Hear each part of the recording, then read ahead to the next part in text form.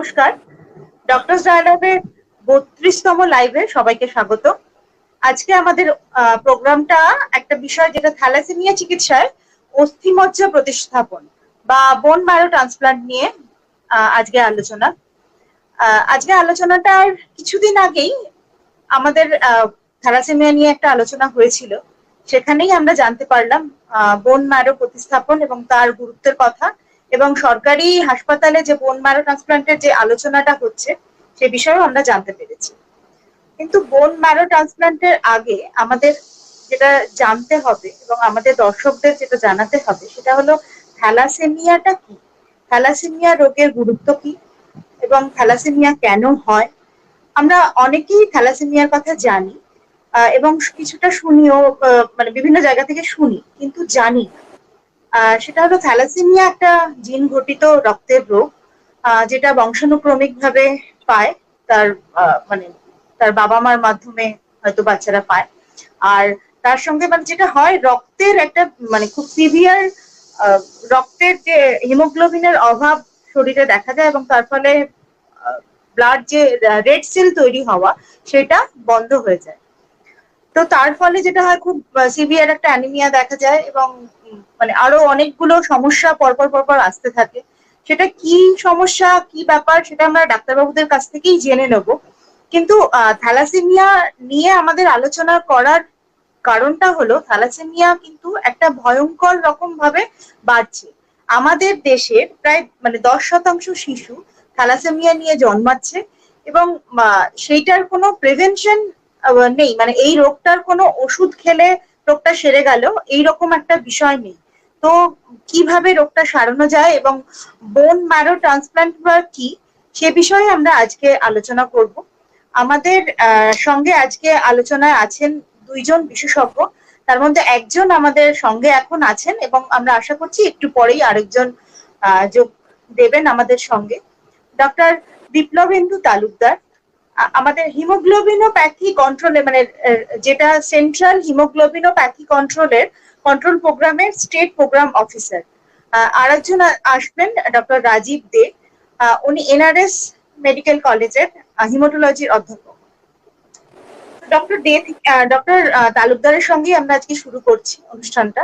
সেটা হলো, থ্যালাসেমিয়াটা কি, যদি একটু সবাইকে বলেন। থ্যালাসেমিয়া হচ্ছে একটা বংশগঠিত রোগ, যেটা আমরা মা বাবার দেহ থেকে পাই। সেখান থেকে যে বাচ্চাগুলো আছে, সে বাচ্চাদের যে লোহিত রক্ত কণিকা যেটা আছে, আমরা যেটা রক্তের মধ্যে যে আরবিসি যেটাকে বলি, লোহিত রক্ত কণিকা, সেই লোহিত রক্ত কণিকাগুলো খুব তাড়াতাড়ি নষ্ট হয়ে যায় বা ধ্বংস হয়ে যায়।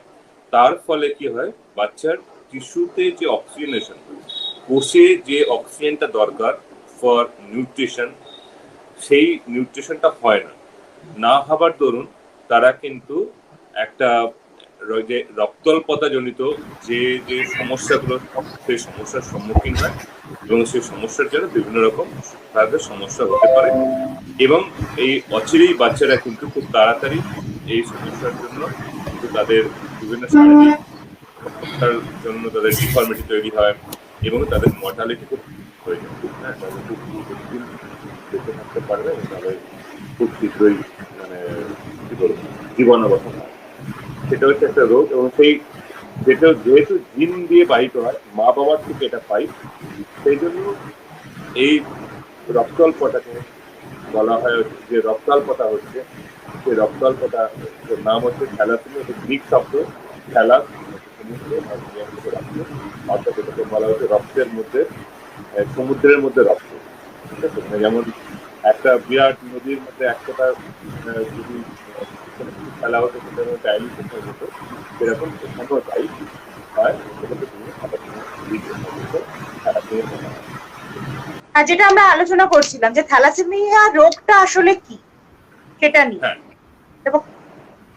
এটা একটা বংশগত রোগ, যেটার মধ্যে থেকে মানুষের যে রক্ত যেটা আছে, লোহিত রক্তকণিকা, সেই লোহিত রক্তকণিকার পরিমাণ মাত্রা অতিরিক্ত কমে যায়, এবং কমে যাওয়ার জন্য কিন্তু যার দেহের মধ্যে এই রোগটা আছে তার কিন্তু বিভিন্ন রকম শারীরিক সমস্যার সম্মুখীন হয়, এবং তার জন্য কিন্তু তার খুব তাড়াতাড়ি কিন্তু জীবনাবসান হতে পারে, এবং তার কিছু শারীরিক ডিফর্মিটি এবং তার শ্বাসকষ্ট মানে লোহিত রক্ত জনিত যে সমস্যা, সেই সমস্যার জন্য কিন্তু তার খুব তাড়াতাড়ি জীবনাবসান, এবং সেটা সাধারণত আমাদের মা বাবার জিন গঠিত রোগ বলছি, মা বাবার দেহের যদি এই জিনটা থাকে তবেই কিন্তু সেই বাচ্চার দেহের মধ্যে এই জিনটা আসতে পারে, এবং তার অফস্প্রিং যেটা আছে, তার যে বাচ্চা, তাদের মধ্যে আইলে যদি দুটো জিনই আসে তবে কিন্তু এই সমস্যা তৈরি হতে পারে। যদি একজনের জিন আসে, যদি হেটেরোজাইগাস আমাদের কথায় যেটা বলা হয় যদি হয়, তাহলে কিন্তু তার সমস্যা নাও হতে পারে, কিন্তু যদি হোমোজাইগাস হয় তাহলে কিন্তু সমস্যা হতে পারে। কিন্তু আমাদের ওয়েস্ট বেঙ্গলে কিন্তু সমস্যাটা অন্যরকম। সেখানে কিন্তু শুধু বিটা মেজর বা আলফা মেজর নয়, এর সঙ্গে সঙ্গে আরো আছে, একটা ভ্যারাইটি আছে, সেখানে বিটা থ্যালাসেমিয়া তৈরি হয়, এবং সেখানে কিন্তু অনেক সময় তারা কিন্তু ট্রান্সফিউশন ডিপেন্ডেন্ট হতে পারে, এবং তাদের কিন্তু রক্ত অল্পতায় সমস্যা হতে পারে। আচ্ছা, আমরা ডক্টর তালুকদারের কথা থেকেই জানলাম রোগটা সম্পর্কে। এবারে আমার প্রশ্ন ডক্টর রাজীব দের কাছে। আচ্ছা, এই রোগটা কিভাবে, মানে সন্তানের শরীরে কিভাবে আসে? এটা বাবা মার শরীর থেকে সন্তানের শরীরে আসে কিভাবে? যেটা ডক্টর তালুকদার বললেন যে থ্যালাসেমিয়া একটা জেনেটিক ডিজিজ, বংশগত রোগ, এবং থ্যালাসেমিয়ার ক্ষেত্রে দুটো শব্দ জানা খুব জরুরি। একটা হচ্ছে থ্যালাসেমিয়া রোগী এবং থ্যালাসেমিয়ার বাহক। থ্যালাসেমিয়া রোগী হচ্ছে, আমরা জানি যে আমাদের প্রত্যেকটা কম্পোনেন্টের জন্য দুটো করে জিন আছে, একটি বাবার থেকে আসে, একটি মায়ের থেকে আসে।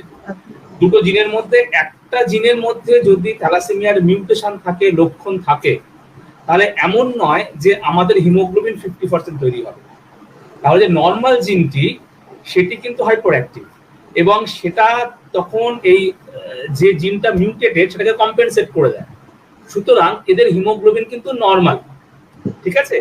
তো বাড়িতে এরকম হয় না যে যদি বাড়িতে দুটো সন্তানের মধ্যে একজন কাজ করে না ভালো, তাহলে আরেকজনকে সংসারের দায়িত্ব নেওয়ার জন্য বেশি কাজ করতে হয়। তো থ্যালাসেমিয়া ক্যারিয়ারের ক্ষেত্রেও এরকম, যে যদি একটি জিন ডিফেক্টিভ হয় তাহলে কিন্তু আরেকটি জিন তার অ্যাডিকুয়েট কাজটি করে দেয় যাতে নর্মাল হিমোগ্লোবিনটি তৈরি হয়, তারা সম্পূর্ণ সুস্থ স্বাভাবিক। এবার যদি এরকম হয় যে দুজন কেরিয়ার, যেটা ডক্টর তালুকদার বললেন, দুজন কেরিয়ারের বিয়ে হলে তাদের বাচ্চারা সুস্থ স্বাভাবিক হতে পারে, তারা থ্যালাসেমিয়ার কেরিয়ার হতে পারে, থ্যালাসেমিয়া কেরিয়াররাও সুস্থ এবং স্বাভাবিক, এবং থ্যালাসেমিয়া পেশেন্ট হতে পারে। এবং এইটা কিন্তু ওই দুজনের কাছ থেকে যদি মিউটেটেড জিনটি আসে তাহলেই সম্ভব। এবং এই যে তিনটে পসিবিলিটি, এই প্রত্যেকটা প্রেগন্যান্সিতে এই তিনটি পসিবিলিটি আছে। আমাদের এরকম, আমরা কখনো কখনো সংখ্যা তত্ত্ব দিয়ে বোঝাই যে দুজন থ্যালাসেমিয়া কেরিয়ারের বিয়ে হলে 25% চান্স হচ্ছে নর্মাল হওয়ার, 50% চান্স হচ্ছে কেরিয়ার হওয়ার, এবং 25% চান্স হচ্ছে ডিজিজ হওয়ার। এবার এই সংখ্যা তত্ত্বের সমস্যাটা হচ্ছে, এটা ডাক্তারদের ক্ষেত্রে ঠিক আছে, এটা আমাদের হেলথ সিস্টেমের কাছে ঠিক আছে কি আমাদের এতগুলো যদি কেরিয়ারের বিয়ে হয় তাহলে এত % থ্যালাসেমিয়া হতে পারে। যদি আমি সেই পার্টিকুলার সন্তানটির কথা বলি, তাদের ক্ষেত্রে কিন্তু দুটোই পসিবিলিটি, সে আইদার থ্যালাসেমিয়া রোগী হচ্ছে অথবা রোগী হচ্ছে না, এবং এটা প্রত্যেকটা প্রেগন্যান্সিতে এই সম্ভাবনা আছে। সুতরাং আমাদের যদি জানতে হয় যে দুজন কেরিয়ারের বিয়ে হওয়ার পরে সেই বাচ্চাটির থ্যালাসেমিয়া হবে কি হবে না, তাহলে একটি উপায়, সেটা হচ্ছে আমাদের ফিটাল যে টেস্ট করা, প্রিন্যাটাল ডায়াগনোসিস, গর্ভস্থ ভ্রূণের পরীক্ষা করা, এবং এই পরীক্ষা করে বুঝতে পারবো যে বাচ্চা থ্যালাসেমিয়া হচ্ছে না নর্মাল হচ্ছে নাকি কেরিয়ার হচ্ছে, এবং সেক্ষেত্রে যা যথাযথ ব্যবস্থা নেওয়া সেটা নিতে হবে। তার আগে যদি আমরা প্রিভেনশন থেকে যাই, প্রিভেনশন পার্টটা থেকে যাই, তাহলে আমরা যদি বলতে পারি যে দুজন কেরিয়ার কখনোই যদি ম্যারাইটাল মানে ভাবে আবদ্ধ না হয়, সেটাকে আমরা একটা প্রিভেন্টিভ পার্টে দেখতে পারি। আর যদি করেই ফেললো, বিয়ে হয়েই গেল, তখন তার জন্য তো আমাদের কাছে কিন্তু ওই সিবিএস অপশনটা কিন্তু খুব ভালোভাবে করতে হবে, না হলে কিন্তু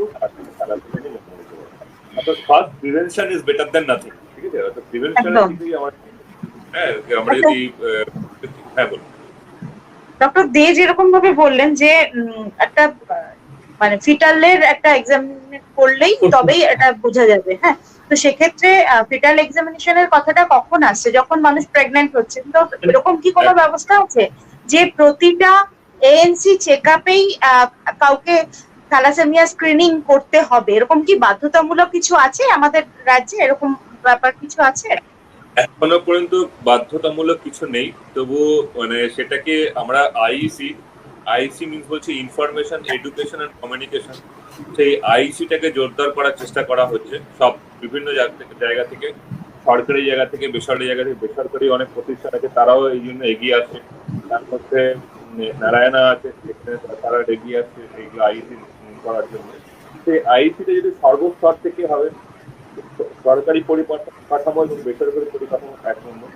2 নম্বর, যখন গাইনোকোলজিস্ট যারা আছে, এটা হচ্ছে টিম ওয়ার্ক, একটা টিম হিসেবে কাজ করতে হবে সর্বক্ষেত্রে। কারণ যিনি দেখতে পাচ্ছেন, যিনি ফার্স্ট অ্যান্টিনেটাল চেক আপটা করছেন, অর্থাৎ সেই গাইনোকোলজিস্ট যারা, তারা যদি প্রত্যেক মাকে তাদের যে নিয়মিত যে পরীক্ষাগুলো করান, এখন তারা HIV পরীক্ষাটা নিয়মিত করান, HPV পরীক্ষাটা নিয়মিত করান, ওনারা ব্লাড পরীক্ষাটা নিয়মিত করান। সেই ব্লাড পরীক্ষাটা যখন করছেন, CBC বলি, কমপ্লিট ব্লাড, সেই কমপ্লিট ব্লাড কন্ট্রোল করার সঙ্গে সঙ্গে যদি তারা HPV-টাও করে নেন, এটা কিন্তু একদম ব্যয় সাপেক্ষ না।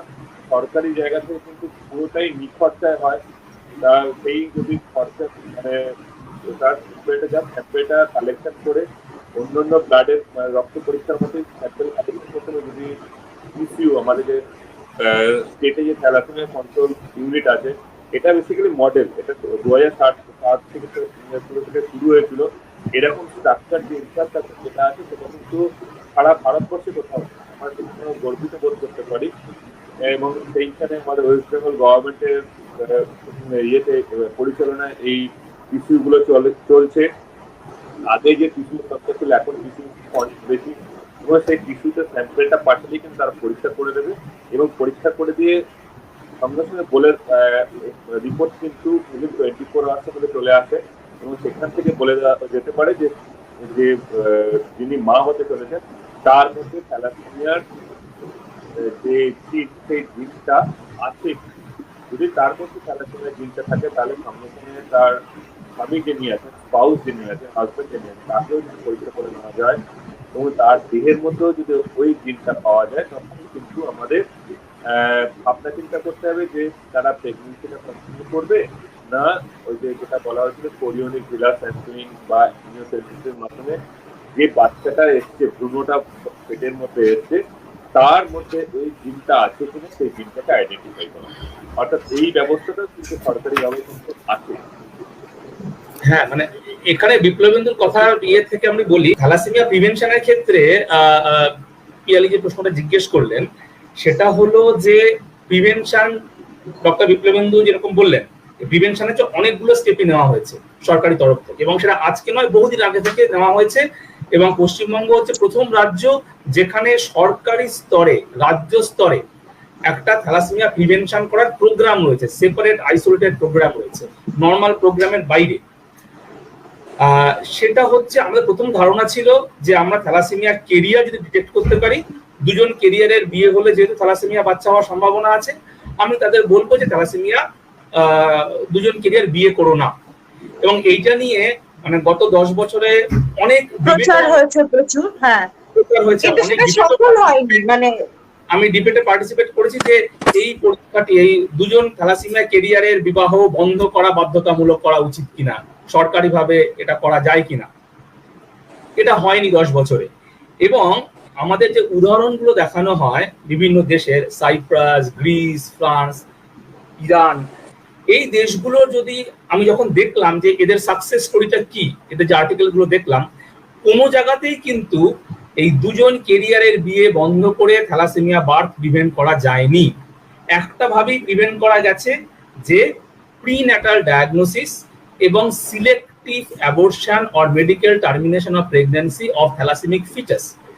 এমনকি ইরানের মতো দেশ, যেটাকে আমরা সাধারণত মৌলবাদী দেশ বলি, এবং যেখানে কিন্তু অ্যাবর্শনটা আইনত সিদ্ধ ছিল না, সেইখানে শুধুমাত্র এই থ্যালাসেমিয়া প্রিভেন্ট করার জন্য, কারণ ইরানে কিন্তু থ্যালাসেমিয়া কেরিয়ারের সংখ্যা আমাদের থেকেও বেশি, মানে অ্যারাউন্ড 15%, সেইখানে কিন্তু এই থ্যালাসেমিয়া বার্থ প্রিভেন্ট করার জন্যই ওরা অনেক কম বয়স অবধি, আর 12 উইকস অবধি পারমিট করেছিল যে মেডিকেল টার্মিনেশন অফ প্রেগন্যান্সি কিন্তু ওরা অ্যাপ্রুভ করে, এবং তারপরেই ওখানে থ্যালাসেমিয়া বার্থ জন্মানো বন্ধ হয় এবং থ্যালাসেমিয়া বাচ্চা জন্মানো বন্ধ হয়েছে।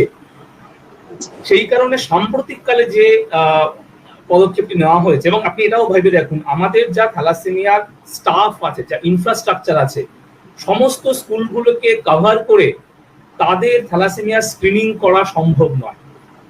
এর থেকে ইজিয়ার ওয়ে হচ্ছে, যেটা ডক্টর বিপ্লবেন্দু বললেন, যদি আমরা অ্যান্টিন্যাটাল মাদারদের স্ক্রিন করতে পারি। কারণ কি, স্কুলে স্কুলে স্ক্রিন করা মানে কি, আমার হেলথ সিস্টেমকে কিন্তু কমিউনিটি লেভেলে নিয়ে যেতে হচ্ছে। আর আমরা যখন অ্যান্টিন্যাটাল মাদারকে স্ক্রিন করছি, মাদার কিন্তু হাসপাতালে আসছে, হেলথ সিস্টেমে আসছে, সুতরাং ট্রেস করা, ডিটেক্ট করা, টেস্ট করা অনেক বেশি ইজিয়ার আমাদের হেলথ সিস্টেমের পক্ষে। যেখানে অলরেডি আমাদের ইনস্টিটিউশনাল ডেলিভারি 100% ইনস্টিটিউশনাল ডেলিভারি হচ্ছে, আমরা কাছাকাছি 100% না হলেও বেশি হচ্ছে এখন। অনেক ইনস্টিটিউশনাল ডেলিভারি কিন্তু হচ্ছে, হোম ডেলিভারি কিন্তু একদম কিন্তু কমে গেছে, মানে এই সরকারের পদক্ষেপে কিন্তু হচ্ছে। ঠিক আছে, এবং সেক্ষেত্রে যেটা করতে হবে, এটা আমাদের মেনে নিতে হবে যে সব জায়গায় যে মলিকুলার টেস্ট, এটা কিন্তু এনআরএস মেডিকেল কলেজ এবং ক্যালকাটা মেডিকেল কলেজের বাইরে সরকারি লেভেলে আর কোথাও এখনো করা যায়নি। কিন্তু যদি আমরা এরকম করি, যেই কারণে বিপ্লবেন্দু কিছুদিন আগে একটা ট্রেনিং প্রোগ্রাম অ্যারেঞ্জ করেছিল এনআরএস মেডিকেল কলেজে, সমস্ত ডিস্ট্রিক্টের লোকজনকে নিয়ে এসে, যারা রেডিওলজির লোক, যারা গাইনোকোলজির লোক, রিপ্রেজেন্টেটিভ, যে তারা ফিটাস স্যাম্পেলটাকে বার করতে পারবে, মাদারদের ফিটাস স্যাম্পেলটা বার করে সেই স্যাম্পেলটা আমাদের টিস্যু, তো একটা সামান্য টিস্যু, সেটা টেস্ট টিউবে করে আমাদের দুটো মেডিকেল কলেজে, এনআরএস মেডিকেল কলেজ এবং ক্যালকাটা মেডিকেল কলেজে পাঠিয়ে দেওয়া হবে। আমরা সেই টেস্টটা করব, করে তারপরে আমরা রিপোর্ট দেবো যে থ্যালাসেমিয়া বাচ্চা আছে কিনা, এবং সেক্ষেত্রে যদি এমটিপি করতে হয়, টার্মিনেশন করতে হয়, লোকালি করিয়ে নেওয়া যাবে। এইটার একটা চেষ্টা চলছে, এবং এইটা যদি সাকসেস, এটা কি সবার ক্ষেত্রে হবে? মানে এটা যারাই আসছে হাসপাতালে এএনসি চেকআপের জন্য তাদেরকেই এটা হবে, নাকি না থ্যালাসেমিয়া ক্যারিয়ার যারা সেটা বেছে তারপরে করবেন? আমার থ্যালাসেমিয়া ক্যারিয়ার তো আগে থেকে বুঝতে পারবো না কারা থ্যালাসেমিয়া ক্যারিয়ার। সুতরাং অ্যান্টিন্যাটাল কেয়ারের মধ্যে যেসব রুটিন টেস্ট করা হয়, তার মধ্যে এইচপিএলসিটাকে ইনক্লুড করার জন্য নির্দেশ দেওয়া হয়েছে। সবাই করছে এরকম নয়, কম্পালসারি হয়েছে এরকম নয়, নির্দেশ দেওয়া হয়েছে। কারণ করার পরে তারপরে যারা যারা কেরিয়ার বেরোবেন তাদের হাজবেন্ডের পরীক্ষা করতে হবে। যদি হাজবেন্ডও কেরিয়ার বেরোয় তাহলে তার টিস্যুটা পাঠানো হবে। সুতরাং সেটা খুব লিমিটেড সংখ্যা লোকজনদের। মানে যদি স্ট্যাটিস্টিক্যালি ভাবি, আমাদের 9 to 14% হচ্ছে কেরিয়ার এই মুহূর্তে স্ট্যাটাস, এবং তার 9 to 14% যদি হয় তাহলে 1.4% হচ্ছে হাজবেন্ড হয়তো কেরিয়ার হতে পারে। তাহলে 1.4% যারা অ্যান্টিনেটাল মাদার অ্যাটেন্ড করছে, তো 1.4% এর ক্ষেত্রে আমার সিবিএস করার হয়তো দরকার হলেও হতে পারে। সেটা অর্থাৎ দেখেন খুব লিমিটেড ইন নাম্বার।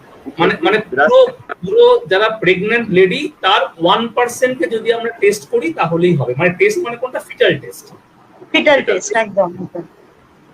এবং যেটা জানা আছে যে আমাদের তো রাজ্যের সব প্রান্তিক এলাকায় তো এই ফিটাল টেস্টের ব্যবস্থাটা নেই, তো সেক্ষেত্রে তারা ওখান থেকে স্যাম্পল কালেক্ট করলো, করে এটা এনআরএস বা মেডিকেল কলেজে পাঠানো হলো, দেন একটা সেখান থেকে চিকিৎসার ব্যবস্থা করা হলো। মানে স্যাম্পল কালেকশন থেকে আমার এইচপিএলসি ব্যবস্থা কিন্তু সব জায়গায় আছে, প্রত্যেক ডিস্ট্রিক্ট এবং সাব ডিভিশনাল লেভেলে কিন্তু আমার এইচপিএলসি কালেকশনের ব্যবস্থা আছে, এবং সেখান থেকে না সেটা তো মনে হয় 36টা জায়গায় রয়েছে, তাই তো? 37টা জায়গায় রয়েছে। হ্যাঁ হ্যাঁ। আচ্ছা, এখানে আমার আরেকটা প্রশ্ন আছে। ধরুন এখানে এএনসির জন্য গেল একজন মা, গিয়ে চেক আপ করালো, করে সে তো প্রতি মাসে আসছে, হ্যাঁ, তো সেখানে তার জানা গেল কোনো একটা, ধরুন 3 মাসে, যখন সে 3 মাস তার গর্ভের সময়, সেই সময় সে যাচ্ছে কাট করতে, কাট করার পরে সেটা ইয়ে করলো, করে কাট করে সেখানে ব্লাড টেস্ট হলো, ব্লাড টেস্ট হওয়ার পরে তার রেজাল্টটা আসলো, তারপরে দেখা গেল যে সে ক্যারিয়ার, তো তারপরে তার মানে যে বাচ্চার বাবা তার জন্য করা হলো, তারপরে এই যে সময়টা, এই 2 মাস বা 3 মাস, এই যে সময়টা, এই সময়টা তো অনেকটা চলে যাচ্ছে। সেক্ষেত্রে যদি আমরা মানে রোগ নির্ণয়টা দেরি হয়ে যাবে না এরকম ক্ষেত্রে? মানে যে ক্ষেত্রে আমাদের প্রেগন্যান্সির মনে হয় 20 সপ্তাহ পর্যন্ত টার্মিনেট করা যেতে পারে আমাদের দেশে, এখন একটু ডিভাইস হয়েছে, এখন আপ টু 24 উইকস পর্যন্ত টার্মিনেশন অফ প্রেগন্যান্সি করা যেতে পারে এমটিপি অ্যাক্ট রিসেন্টলি রিভাইজ হয়েছে। অর্থাৎ সেই ক্ষেত্রে আমাদের হাতে কিন্তু সময়টা খুব বেশি নেই, যত তাড়াতাড়ি আমরা ব্যাপারটা করতে পারবো তত হচ্ছে মা সেফটির দিকটা ভালো থাকবে। অর্থাৎ সেই জন্য অ্যান্টিনেটাল কার্ড সাধারণত বলা হয়েছে অ্যাজ আর্লি অ্যাজ পসিবল, মানে রুরাল এরিয়াতে গুলোতে যেখানে হয় সেখানে কিন্তু ওই প্রেগনেন্সি হওয়ার 4-5 সপ্তাহের মধ্যেই কিন্তু তারা অ্যান্টিনেটাল ক্লিনিকে পিএসসিতে বা পিএসসি যেগুলো আছে বা পিপিএসসি সেখানে চলে আসে। এবার সেখান থেকে ইনিশিয়েটিভ নিয়ে আমাদের স্যাম্পেল কালেকশন করে যদি তার নিয়ারেস্ট ইস্যুতে পাঠানো যায় তাহলে কিন্তু ব্যাপারটা কিন্তু খুব তাড়াতাড়ি সম্ভব এবং আমরা কিন্তু টোটাল প্রসেসটা 13 থেকে 14 সপ্তাহের মধ্যে কমপ্লিট করে ফেলতে পারি। আমরা যদি অ্যাজ আর্লি অ্যাজ পসিবল মানে 13 সপ্তাহ পর্যন্ত কিন্তু আমরা সিবিএস স্যাম্পেল আমরা কালেক্ট করতে পারি। অর্থাৎ 13 সপ্তাহের মধ্যে যদি আমরা সিবিএস স্যাম্পেলটা কালেকশন করে নিতে পারি এবং টেস্টিং করতে টেস্টিং রিপোর্ট আসতে কিন্তু ইটস টেক অ্যানাদার 15 ডেজ। অর্থাৎ সেই কালেকশনটা হয়ে যাওয়ার পরে কিন্তু আমার কোনো সমস্যা তেমন ভাবে রইল না। যদি আমার রেজাল্ট পজিটিভ আসে তবে কিন্তু আমার সময়টা আছে হচ্ছে 20 থেকে 24 উইক। যদিও বলছি যত তাড়াতাড়ি হবে তত ভালো, কিন্তু ওই সময়টা নিয়ে আমরা কিন্তু একটা যে টাইম বার সেই টাইম বারটাকে কিন্তু আমরা মানে ইয়ে করছি না আর কি, মানে পেরিয়ে যাচ্ছে না।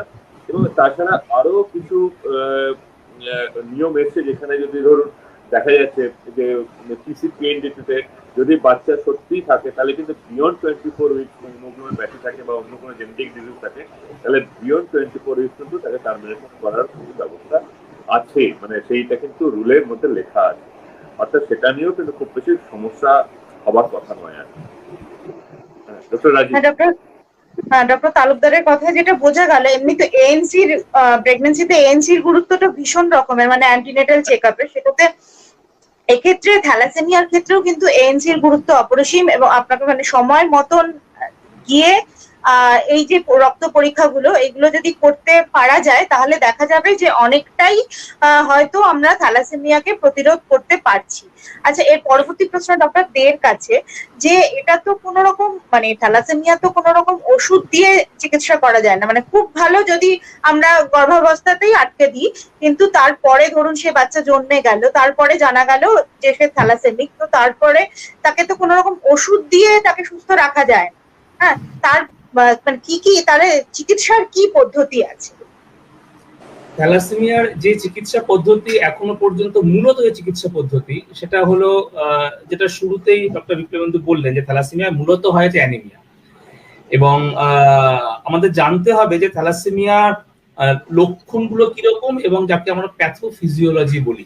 প্যাথোফিজিওলজি মানে যে রোগটা এবং তার উপসর্গগুলো কেন হচ্ছে। প্রথমত হচ্ছে কি যে রক্তটা ভেঙে যাচ্ছে রক্ত তৈরি হওয়ার সময়, তার মানে অ্যানিমিয়া হচ্ছে।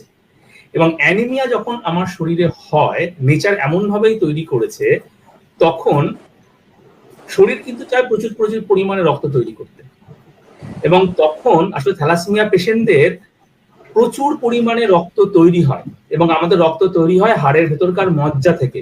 সুতরাং মজ্জার মধ্যে কিন্তু প্রচুর পরিমাণে রক্ত তৈরি হচ্ছে এবং এদের মজ্জার আয়তন সাধারণ মানুষের তুলনায় অনেক বেশি হয়,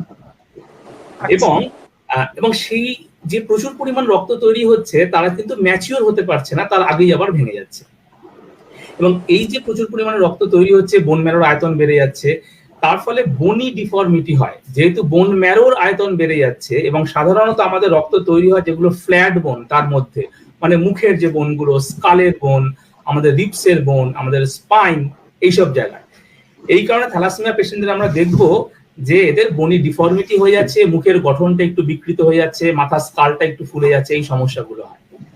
তৃতীয় যে সমস্যাটা হয় সেটা হলো যে যখন রক্ত কমে যাচ্ছে তার ট্রিটমেন্ট দেওয়ার জন্য আমরা রক্ত দিচ্ছি এবং সেই রক্তের সঙ্গে প্রচুর পরিমাণে আয়রন বা লোহা থ্যালাসেমিয়া পেশেন্টের শরীরে ঢুকে যাচ্ছে। কতটা পরিমাণ লোহা ঢুকছে?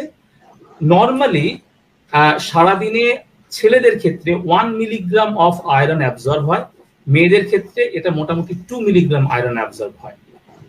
কিন্তু একটা ইউনিট ব্লাড দেওয়ার সঙ্গে সঙ্গে আমরা 200 মিলিগ্রাম আয়রন ঢুকিয়ে দিচ্ছি। স্বাভাবিকভাবে 6 মাসে আমার শরীরে যা আয়রন ঢুকতো, যা লোহা ঢুকতো, একটা ব্লাড দেওয়ার সঙ্গে সঙ্গে সেই পরিমাণ আয়রন কিন্তু সেই থ্যালাসেমিয়া পেশেন্টের শরীরে চলে যাচ্ছে। এবং যে থ্যালাসেমিয়া পেশেন্ট মনে করুন প্রতি মাসে রক্ত পাচ্ছে, মাসে 2 বার বা 3 বার রক্ত পাচ্ছে, কি হিউজ অ্যামাউন্টের আয়রন তার শরীরে জমা হচ্ছে আমরা দেখতে পারি, মানে বুঝতে পারছি। সেই আয়রন মূলত জমা হয় হচ্ছে হার্টে, লিভারে এবং বিভিন্ন এন্ডোক্রিন গ্ল্যান্ড বা অন্তঃক্ষরা গ্রন্থিতে। এবং হার্টে যেহেতু জমা হয়, most common cause of death in thalassemia patient কিন্তু অ্যানিমিয়ার জন্য নয়, বিকজ অফ কার্ডিয়াক ফেলিওর, কারণ আয়রন ওভারলোড হয়ে যাচ্ছে বলে। থ্যালাসেমিয়া পেশেন্টরা আমরা জানি এদের গ্রোথ ডেভেলপমেন্ট ঠিকঠাক হয় না। একটা 18-19 বছরের ছেলে বা মেয়েকে দেখে মনে হয় যে 7-8 বছরের। এদের যে বয়স সন্ধিকালীন পরিবর্তন সেগুলো হয় না, তার কারণ সমস্ত হরমোনাল গ্ল্যান্ড গুলোতে আয়রন ডিপোজিশন হয়ে যাচ্ছে। তো এই তিনটে হচ্ছে মূল সমস্যা, যে রক্ত কমে যাওয়া, তার জন্য আমাকে ব্লাড দিতে হবে। 2 নম্বর হচ্ছে আয়রন জমে যাওয়া, এবং আয়রন জমে যাওয়ার জন্য সেই আয়রনটা বার করার জন্য আয়রন চিলেশন দিতে হবে। এবং 3 নম্বর হচ্ছে বিভিন্ন হরমোনাল গ্ল্যান্ডের যে ডিসফাংশন, তাকে আমাদের হরমোনাল সাপ্লিমেন্ট দিতে হবে যেন তাকে গ্রোথ ডেভেলপমেন্ট এগুলো নর্মাল হয়। এবার এই যে সাপোর্টিভ কেয়ার গুলো, এইগুলো কোনোটাই কিন্তু কিউরেটিভ না, কিওর করা যায় না এটা দিয়ে। এবার এইগুলো সাপোর্টিভ ট্রিটমেন্ট দিতে আমাদের যদি আমরা দিয়ে যাই প্রপারলি, তাহলে একটা থ্যালাসেমিয়া বাচ্চা কিন্তু মোটামুটি সুস্থ স্বাভাবিক জীবন যাপন করতে পারে, অন্তত পক্ষে 5th ডিকেড বা 40 বা 50 বছর পর্যন্ত অনায়াসেই বাঁচতে পারে। আমার আন্ডারে এরকম পেশেন্টও আছে এনআরএস মেডিকেল কলেজে বা আমার প্রাইভেট প্র্যাকটিসে, যেখানে 60 বছর বয়স অবধিও থ্যালাসেমিয়া পেশেন্ট আমরা দেখছি সুস্থভাবে বেঁচে আছেন। তাহলে এই যে এত দীর্ঘ বছর ধরে সাপোর্টিভ কেয়ার দেওয়াটা কিন্তু অত্যন্ত খরচ সাপেক্ষ। শুধু খরচ সাপেক্ষই নয়, এটা একটা burden to the health system. কারণ আমাদের ব্লাড সেলের ইনচার্জ ডক্টর বিপ্লবেন্দু জানেন, ওর কাছ থেকে আমি এই তথ্যটা পেয়েছি। আমাদের ব্লাড ব্যাংকে যে পরিমাণে ব্লাড কালেক্ট হয়, তার 40% ব্যবহৃত হয় শুধুমাত্র থ্যালাসেমিয়া পেশেন্টের জন্য। আমাদের যে আয়রন চিলেশন, আমাদের প্রায় 20 থেকে 25% হেলথ বাজেট কিন্তু খরচা হয় থ্যালাসেমিয়া পেশেন্টকে কেয়ার দিতে। ন্যাশনাল হেলথ মিশন NHA তার এস্টিমেট অনুযায়ী একজন থ্যালাসেমিয়া পেশেন্টকে সাপোর্টিভ কেয়ার দিতে বছরে খরচ হয় হচ্ছে 2 লক্ষ টাকা। তার মানে যে থ্যালাসেমিয়া পেশেন্ট 50 বছর পর্যন্ত বাঁচছে, তার জন্য আমাদের কিন্তু খরচ হচ্ছে 100 কোটি টাকা। মানে এই কারণে মূলত সাপোর্টিভ ট্রিটমেন্ট দিয়ে আমরা থ্যালাসেমিয়া ট্রিটমেন্ট করি, কিন্তু ইট কস্ট আ লট। যেহেতু এটা অল্প অল্প করে খরচ হচ্ছে, আমাদের চোখে পড়ছে না।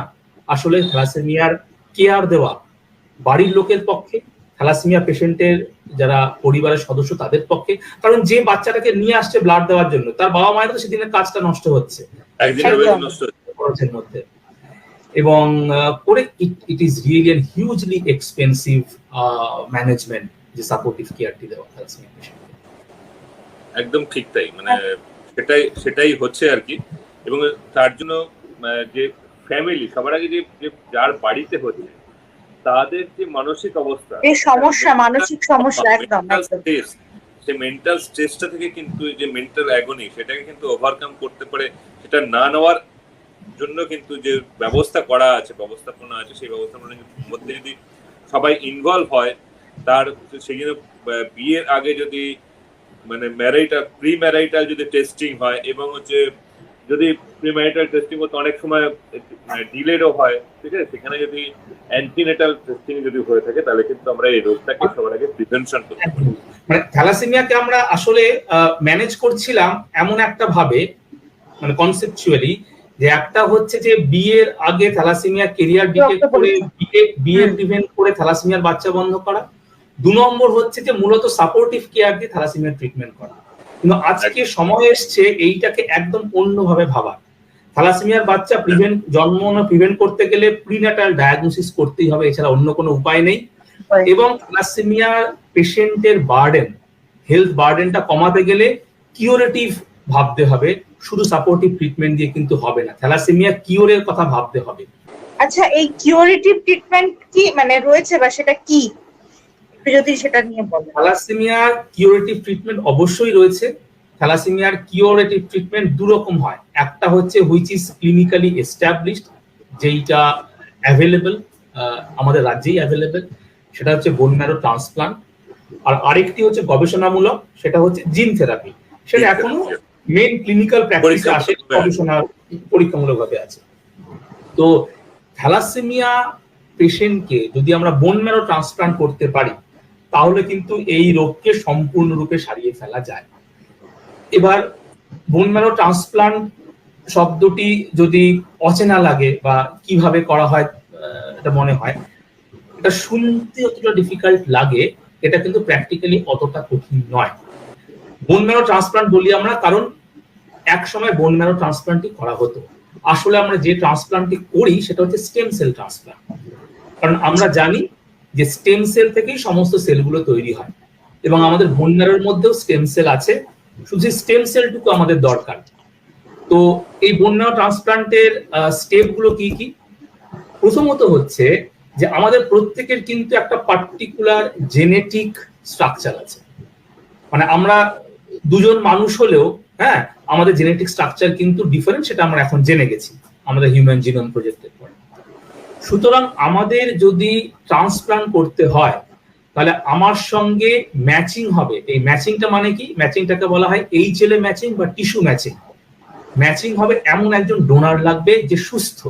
সুস্থ মানে সে একদম নর্মালও হতে পারে বা বাহক কেরিয়ারও হতে পারে। যদি এরকম কোন সুস্থ আমরা ডোনার পাই এবং সেই ডোনারকে ম্যাচিং হতে হবে, এবং ম্যাচিং হওয়ার সবচেয়ে বেশি সম্ভাবনা হচ্ছে ভাই বোনের মধ্যে থেকে ম্যাচিং হবে। সেক্ষেত্রে আমার একটি সুস্থ যদি ভাই বোন থাকে যার সঙ্গে আমার টিস্যু ম্যাচিং হলো, তার স্টেম সেলটাকে আমাদের কালেক্ট করতে হবে। স্টেম সেল কালেক্ট করাটা খুব সহজ একটি পদ্ধতি। সেটা হলো যেভাবে আমরা ইনসুলিন দিই চামড়ার নিচে, ওরকম একটি বিশেষ ইনজেকশন আছে যাকে বলা হয় গ্রোথ ফ্যাক্টর। সেটা চামড়ার নিচে ইনজেকশন দিয়ে স্টেম সেলগুলোকে বোন ম্যারো থেকে ব্লাডে নিয়ে আসতে হবে। সেই ব্লাডটাকে একটি অ্যাফেরেসিস মেশিনের মাধ্যমে স্টেম সেলটাকে সেপারেট করবে। মেশিনটা কিরকম আমি রাফলি বলছি, যেমন ডায়ালিসিস একটা মেশিন হয় না, যে রক্তটা ডায়ালিসিস মেশিনে যায় আবার পরিষ্কার শুদ্ধ হয়ে ফিরে চলে আসে, ওই রকম একটি মেশিন যে রক্তটা মেশিনে যাবে, স্টেম সেলটা প্রসেস হয়ে আলাদা হয়ে যাবে, বাকি রক্তটা আবার ডোনারের শরীরে চলে আসবে, ডোনারের কোনো রকম কোনো ক্ষতি হবে না। সেই স্টেম সেলটাকে আমরা প্রিজার্ভ করে রাখি। এরপরে পেশেন্টের যে বোন ম্যারো, সেই বোন ম্যারোটাকে ডিস্ট্রয় করতে হয়। খুব হাই ডোজ কেমোথেরাপি দিয়ে তার যে ডিফেক্টিভ বোন ম্যারো সেটাকে আমরা ডিস্ট্রয় করে দিই। খুব হাই ডোজের একটা কেমোথেরাপি দিই আমরা পেশেন্টকে কয়েকদিন ধরে, প্রায় 5 থেকে 7 দিন ধরে সেই কেমোথেরাপিটা দেওয়া হয়। এরপরে ওই যে স্টেম সেলটা কালেক্ট করা হলো, ওই স্টেম সেলটা কিন্তু এই পেশেন্টকে দেওয়া হবে। কিভাবে দেওয়া হবে? কোনো অপারেশন করে নয়। বোন ম্যারো ট্রান্সপ্লান্ট এমন একটা ট্রান্সপ্লান্ট যেখানে কোনো অপারেশন করার দরকার হয় না, লিভার ট্রান্সপ্লান্ট বা হার্ট ট্রান্সপ্লান্ট বা কিডনি ট্রান্সপ্লান্ট। যেভাবে আমরা ব্লাড ট্রান্সফিউজ করি, ব্লাড দেওয়া হয় শরীরে, ঠিক সেইভাবেই ভেইনের মধ্যে দিয়ে আমরা সেটাকে দিয়ে দিই। এবং সেই স্টেম সেলগুলো এরপরে কি করবে, তারা প্রথমে ব্লাডে যাবে, ব্লাডের মধ্যে ঘুরে বেড়াবে, ঘুরে গিয়ে এরপরে বোন ম্যারোতে যাবে। আমরা যেমন কি করি, সারাদিন কাজকর্মের পরে আলটিমেটলি সন্ধ্যাবেলা বাড়ি ফিরে যাই। কারণ বাড়ি ফিরে যাই এই কারণে, কারণ বাড়িতে আমার একটা অ্যাটাচমেন্ট আছে, সেখানে আমার একটা ঘর আছে, একটা অ্যাম্বিয়েন্স আছে, যে অ্যাম্বিয়েন্সটা আমার জন্য কমফোর্টেবল। একদমই তাই, নিশ বলি আমরা ওটাকে। স্টেম সেলগুলোর ক্ষেত্রেও তাই। ব্লাডে দেওয়ার পরে তারা সমস্ত শরীরে ঘুরলো, ঘুরে যখন বোন ম্যারোতে এলো, বোন ম্যারোতে কিন্তু ওরা অ্যাটাচড হয়ে যাবে। ওখানে একটা স্টেম সেল নিশ বলি, যেখানে এনভায়রনমেন্টটা হচ্ছে স্টেম সেলের পক্ষে ফেভারেবল। সেই স্টেম সেলগুলো ওখানে যাবে, গিয়ে বসবে, জিরোবে, তারপরে আস্তে আস্তে ওরা প্রলিফারেট করতে শুরু করবে এবং একটা স্টেম সেল থেকে আরেকটা স্টেম সেল, তার থেকে আরেকটা স্টেম সেল, এইভাবে মাল্টিপ্লাইড হবে এবং সেই স্টেম সেলগুলো কিন্তু ম্যাচিওর হয়ে নতুন ব্লাড তৈরি করবে, যেটা সুস্থ ব্লাড। এই প্রক্রিয়াটায় সময় লাগে প্রায় 2 থেকে 3 সপ্তাহ।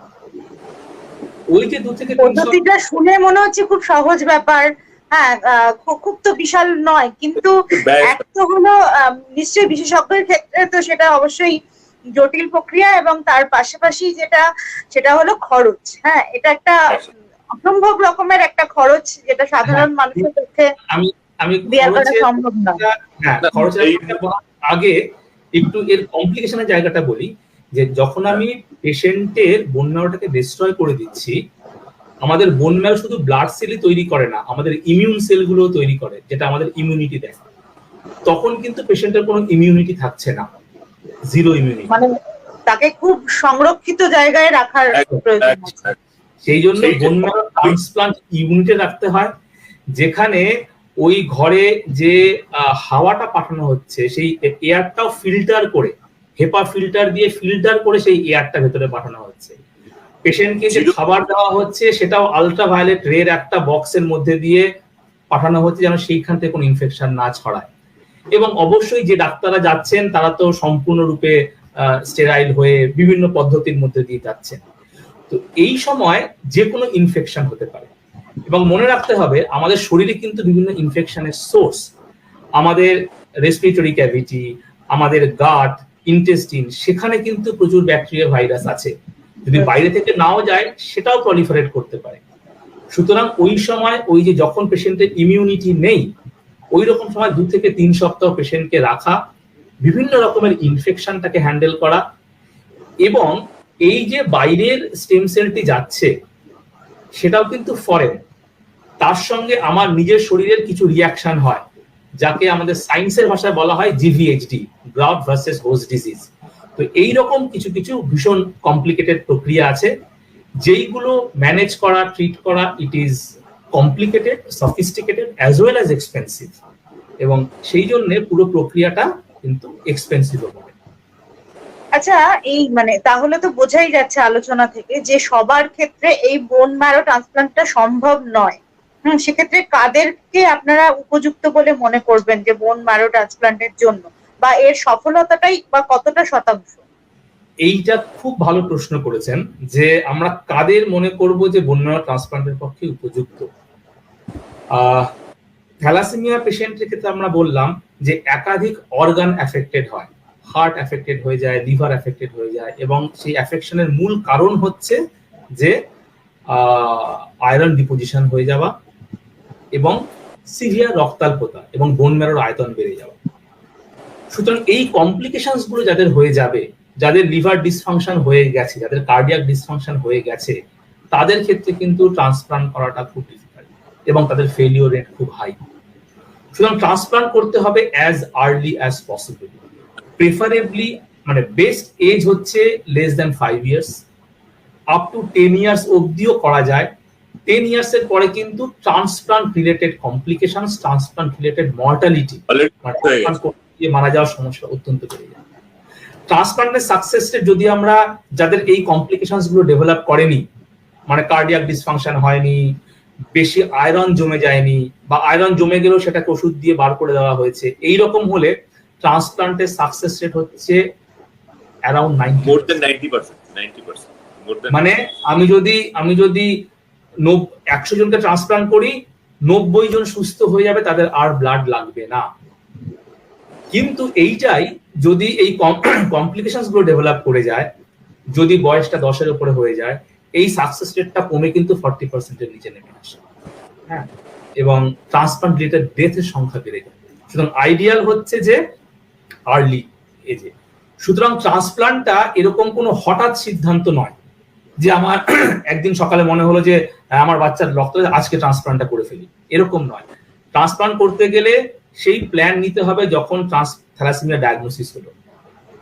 এবং আরেকটা আমাদের, হ্যাঁ, যেভাবে আমি কাউন্সিলিং করি পেশেন্টকে, সেটা হচ্ছে প্রথমত থ্যালাসেমিয়া বাচ্চা নিয়ে এলো, হ্যাঁ, যার 6 মাস থেকে বা 1 বছর বয়স থেকেই থ্যালাসেমিয়া ধরা পড়েছে, রক্ত লাগছে, তাদের আমরা প্রথমে বলি যে একটা বাচ্চা নিন, প্রিন্যাটাল ডায়াগনোসিস করুন, হেলদি বাচ্চা নিন, এবং বাচ্চা নেওয়ার পরে তার টেস্ট করা হোক।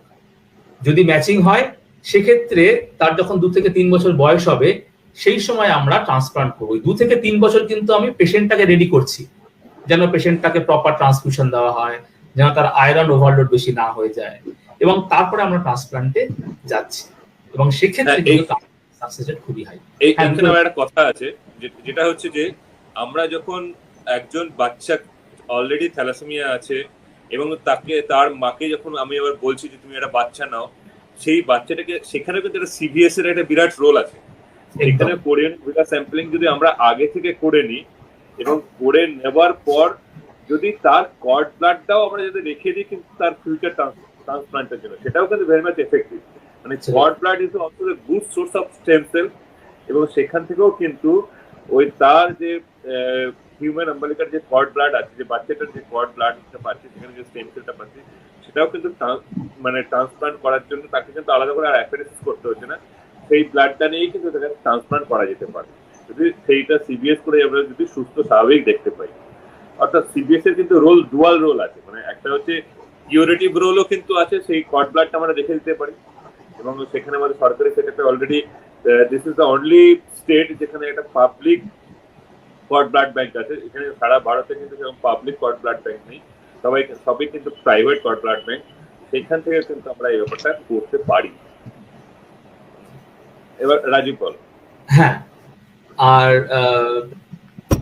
পিয়ালি যে বললেন যে খরচের ব্যাপারটা, থ্যালাসেমিয়া ট্রান্সপ্লান্ট যদি ঠিকঠাক প্ল্যানফুলি করা যায় এবং বাচ্চা বয়সে করা যায়, তাহলে 10 থেকে 12 লক্ষ টাকার মধ্যে থ্যালাসেমিয়া ট্রান্সপ্লান্টই করা যায়। এবং 10 থেকে 12 লক্ষ টাকা আমি জানি যে কম টাকা নয়, একটা সাধারণ মধ্যবিত্ত মানুষের পক্ষে 10 থেকে 12 লক্ষ টাকা জোগাড় করা খুব কঠিন ব্যাপার। কিন্তু যেটা আমরা যদি আগে থেকে প্ল্যান করি এবং বিভিন্ন এনজিও আছে, বিভিন্ন সরকারি সাহায্য আছে, এইগুলো অ্যারেঞ্জ করলে কিন্তু করে ফেলা যায়। এবং আলটিমেটলি থ্যালাসেমিয়া ট্রান্সপ্লান্ট আমি বলবো যে এটা কিন্তু ফিনান্সিয়ালি বেনিফিশিয়াল, কস্ট এফেক্টিভ। ওই বিপুল পরিমাণ খরচের থেকে একবারে এই খরচটা। এবং এখানে দু রকমের অ্যাডভান্টেজ। একটা অ্যাডভান্টেজ তো ডিরেক্টলি ফিনান্সিয়াল অ্যাডভান্টেজ, যে একটি পেশেন্টকে আমি সাপোর্টিভ কেয়ার দিয়ে 50 বছর রেখে দেবো এবং তাহলে তার পেছনে আমার খরচ হয়ে যাচ্ছে হিউজ অ্যামাউন্ট, ঠিক আছে। এইবার সেই পেশেন্টটিকে যদি আমি ওই 1 কোটি টাকা তাকে বাঁচিয়ে রাখার বদলে 100 টাকা 10 লক্ষ টাকা দিয়ে তাকে ট্রান্সপ্লান্টটা করাই, তাহলে প্রথমত খরচ অনেক কম হচ্ছে। দ্বিতীয়ত হচ্ছে, যাকে আমি থ্যালাসেমিয়া পেশেন্টটি 50 বছর অব্দি সাপোর্টিভ কেয়ার দিয়ে রাখছি, সে কিন্তু আমার জিডিপিতে হেল্প করছে না, সে কিন্তু আমার সোসাইটি তাকে ক্যারি করতে হচ্ছে। এবং যেই থ্যালাসেমিয়া পেশেন্টকে আমি ট্রান্সপ্লান্ট করে দিলাম, সে কিন্তু সুস্থ হয়ে গেল এবং সে কিন্তু আমাদের ন্যাশনাল প্রোডাক্টিভিটিতে সে হেল্প করবে, সে কিছু করবে, সে সংসার চালাবে। হ্যাঁ, মানে দুভাবেই কিন্তু ইট ইজ বার্ডেন হয়ে থাকছে না কারো কাছে একদম। প্রথমত বার্ডেন হচ্ছে না, দ্বিতীয়ত হচ্ছে যে he will add to the GDP of our nation. হ্যাঁ, একদম একটা সক্রিয় জীবনে সে অংশগ্রহণ করতে পারছে এবং সমাজে তার ভূমিকা রাখতে পারছে একেবারে। এখানে কিন্তু আমার মনে হয় যে অনেক বেশি অ্যাওয়ারনেস জরুরি, সেইটা নেই। হ্যাঁ, নিশ্চয়ই। মানে যেখানে ধরুন যদি আমরা করোনার ক্ষেত্রে দেখেছি, যদি আমরা সেই রকম ভাবে সচেতনতা প্রসার করতে পারি, তাহলে সবার কাছে মেসেজটা তো যাবে। করোনার ক্ষেত্রে সবাই মাস্ক পরুক না পরুক, কিন্তু সবাই জানে যে মাস্ক পরতে হবে, বা সবাই জানে যে হাতটা ধুতে হবে, সেই মেসেজটা তো গেছে। কিন্তু থ্যালাসেমিয়ার ক্ষেত্রে এতদিন ধরে সরকার প্রচার করছে, আমরা এতদিন দেখেছি যে বিয়ের আগে রক্ত পরীক্ষার উপরে ভীষণ রকমের জোর দেওয়া হয়েছিল, সেইটুকুই হয়তো কিছু মানুষ শুনে থাকবে, কিন্তু তার বেশি কিছু থ্যালাসেমিয়া সম্পর্কে আমরা এখন অব্দি জানি না। হ্যাঁ, এবং মানে পরিসংখ্যান, মানে এই এতদিন ধরে থ্যালাসেমিয়া চিকিৎসা হচ্ছে, তবুও থ্যালাসেমিয়া আটকানো যাচ্ছে না এবং উত্তরোত্তর সংখ্যাটা আর কি বেড়ে যাচ্ছে। হ্যাঁ, সেটা একটা ভয়ের অবশ্যই। মানে আমার পরবর্তী প্রশ্ন ডক্টর বিপ্লবেন্দু স্যারের কাছে, যে দেশের মধ্যে সবচেয়ে বেশি থ্যালাসেমিয়া রোগী পশ্চিমবঙ্গে, আর যেখানে মানে প্রতি বছরই 3-4 হাজার বাচ্চা জন্মাচ্ছে থ্যালাসেমিয়া নিয়ে, তো সেখানে আমাদের সরকারি রেজিস্টারের রোগীর সংখ্যা 18,000। হ্যাঁ, তো এইরকম ব্যাপারটা কেন, আর এক্স্যাক্টলি সংখ্যাটা কি বলে আপনার মনে হয়? না, এটা একদম সত্যি কথা, কিন্তু এটা আমাদের যে অ্যাওয়ারনেস জবে থেকে শুরু হয়েছিল, সেই হিসেবে কিন্তু আমাদের সরকারি হিসেবে খুব বেশি হলে 1100 থেকে 1200 প্রত্যেক বছর নতুন করে বাচ্চা জন্ম নিচ্ছে, 12 লাখ মায়ের মধ্যে। ঠিক আছে, আমাদের প্রত্যেক বছর প্রায় 12 লাখ মহিলা মা হন এবং তাদের যে 12 থেকে 15 এরকম 12 লাখ লাস্ট হিসেবে যেটা আছে, তার মধ্যে থেকে 1200 থেকে 1100 থেকে 1200 কিন্তু থ্যালাসেমিয়া বাচ্চা জন্মায়। এবার যে কারণে বাচ্চাটা জন্মাচ্ছে সেটা কিন্তু সরকারের সবাই কিন্তু সরকারিভাবে তারা আসছে না, ঠিক আছে, এবং আসছে না বলেই কিন্তু, এবং সেখানে বিভিন্ন এনজিও আছে, বিভিন্ন সংগঠন আছে, তারা কিন্তু তাদের ডেটাটা আমাদের কাছে কিন্তু যে সরকারিভাবে যে রিফ্লেক্ট করা দরকার সেটা রিফ্লেক্ট করছে না। অর্থাৎ সেই রকম ভাবে কিন্তু সেরকম কোনো পোর্টাল ছিল না বলে হয়তো সেগুলো করতে না। তার কোনো বাড়ির কাছে কোনো এনজিও আছে, সেখান থেকে বললো ঠিক আছে চলো তোমার বাচ্চাটা নিয়ে আমরা ওখান থেকে রক্ত দেওয়ার ব্যবস্থাটা করি। এবং বেসরকারি প্রতিষ্ঠান আছে, অনেক ডক্টরস আছে যারা পার্সোনালি থ্যালাসেমিয়া রোগীদের ট্রিটমেন্ট করেন, কিন্তু সেই ডেটাটা কিন্তু আসছে না। সেই জন্য আমরা এটাকে বলতেই পারি this is the tip of the iceberg. আমাদের সরকারি লেভেল থেকে আমরা যে পরীক্ষা নিরীক্ষাগুলো করেছি, আমাদের সরকারি জায়গায় যারা আছে তাদেরটাই আমরা রিফ্লেক্ট, তাদেরটাই দেখতে পাচ্ছি, বাকিদেরটা নয়। অর্থাৎ সেইটাকে কিন্তু একটা দেখার ব্যবস্থা করতে হবে। সেই দেখার ব্যবস্থাটা করতে গেলে কিন্তু আমাদের আরেকটা স্টেপ ফরওয়ার্ড হতে হবে, সেখানে একটা পোর্টাল করতে হবে, যেটা কমন পোর্টাল। সেটা তো একটা পোর্টাল আমাদের এখানে আছে, যেটা থ্যালামন, যেটা তাই তো? থ্যালামন পোর্টাল, হ্যাঁ ঠিক আছে। এই থ্যালামন পোর্টালটা এতদিন কি ছিল, যে থ্যালামন পোর্টালটা টিসিউ বেস ছিল, আমাদের 36 টিসিউ, সেই 36 টিসিউর যারা আছে সেইখানে যারা যাচ্ছে সেইখানে তারা সেই এন্ট্রিটা করছে।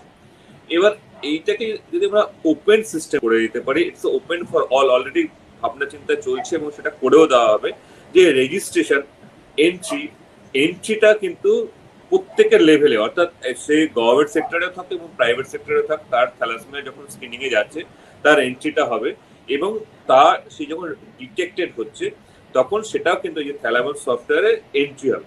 এবার পিপলস আর ডাইনামিক, পিপলস কখনো একজন মানুষকে আমরা বলতে পারি না সে এখানেই থাকে, তাকে বিভিন্ন জায়গায় বিভিন্ন কাজের জন্য বিভিন্ন জায়গায় যেতে পারে। অর্থাৎ সেই এন্ট্রিটা বিভিন্ন জায়গা থেকে যদি করা যেতে পারে, এবং যেরকম টিভির ক্ষেত্রে হয়, সরকারি যে টিভির ক্ষেত্রে লিক হয় যে পোর্টালটা, সেক্ষেত্রে তো এরকমই হয়। একদম সেই রকমই একটা পোর্টাল করার চিন্তা ভাবনা চলছে, ঠিক আছে, সেটা ভাবনা চিন্তার পর্যায়ে আছে, এবং সেটা যদি হয়ে যায় এবং সেটা যদি কমন পিপল সবাই যদি অ্যাক্সেস করতে পারে ফর রেজিস্ট্রেশন পার্টটা, ঠিক আছে, একটা পার্ট অফিসিয়াল ডেটাগুলো হয়তো সব দেখতে পাবে না, কিন্তু তার যে পেশেন্ট রিলেটেড ডেটা সেটা যদি সে দেখতে পায় এবং সেটা যদি প্রপারলি ফিল আপ করে, তাহলে কিন্তু সে কি ট্রিটমেন্ট পাচ্ছে, তার কোথায় কোন জায়গাটায় আরো সরকারি ইন্টারভেনশন দরকার আছে কিনা, সেই জায়গাটা যদি আসে, তাহলে কিন্তু সরকার কিন্তু সবসময় এগিয়ে আছে যে সব মানুষকে পরিষেবা দেওয়ার জন্য, এবং তার যে কাছাকাছি এরিয়া, অর্থাৎ সেই যদি একটা খুব বেশি রিমোটও থাকে, তার বাড়ির কাছে যাতে চিকিৎসা ব্যবস্থাটা পৌঁছে দেওয়া যায়, স্ক্রিনিং ব্যবস্থাটা পৌঁছে দেওয়া যায়, সেই রকম ভাবে কিন্তু চিন্তা ভাবনার স্তরে কিন্তু আমাদের সরকার ভাবছে, এবং সেটা কিন্তু অদূর ভবিষ্যতে কিন্তু সম্ভব। আপনি যেরকম বলছেন, যেটা এক হলো পোর্টালটার কথা, সেটা মানে আমি এই পোর্টালের বিষয়ে আমার একটা প্রশ্ন রয়েছে, যেটা এক হলো আমাদের বাংলার ক্ষেত্রে থ্যালামন, আর দিল্লিতে মনে হয় একটা হয়েছে, সেটা হলো থ্যালা ইন নামে। হ্যাঁ, তো এইরকম ভাবে ধরুন দিল্লির ক্ষেত্রে একটা, বাংলার ক্ষেত্রে একটা, এরকম না হয়ে যেটা এমন একটা পোর্টাল করা কি যায় না, যেটা সরকারিভাবে দেশ জুড়ে যেখানে যেখানে থ্যালাসেমিয়া পেশেন্টরা রয়েছে সেখানেই তাদের নাম নথিভুক্ত করা যাচ্ছে। মানে তাহলে কি হয়, যে টোটাল ফিচারটা মনে হয় দেশের কি অবস্থা বা দেশের সমস্ত রোগীদের চিহ্নিত করা যায়, এবং তাহলে মনে হয় চিকিৎসাটাও অনেক মানে করাটা অনেক সহজ, তাদের রোগীদের কাছে পৌঁছানোটা অনেক বেশি সহজ হয় নাকি? দেখুন সবার আগে আমরা ওয়েস্ট বেঙ্গল নিয়ে ভাবছি। ওয়েস্ট বেঙ্গলে যে থ্যালামন সফটওয়্যার, সেটা কিন্তু সব থেকে পুরনো সফটওয়্যার, এবং সেটা কিন্তু অনেক আগে থেকেই তৈরি হয়েছে, ঠিক আছে। আমাদের টিচার যারা ছিলেন সেখানে প্রফেসর ডক্টর মলয় ঘোষ ছিলেন, সেখানে উৎপল চৌধুরী ছিলেন, তাদের সময় থেকে কিন্তু প্রান্ত স্যার ছিলেন, তাদের সময় থেকে কিন্তু এই সফটওয়্যারটা চলে আসে।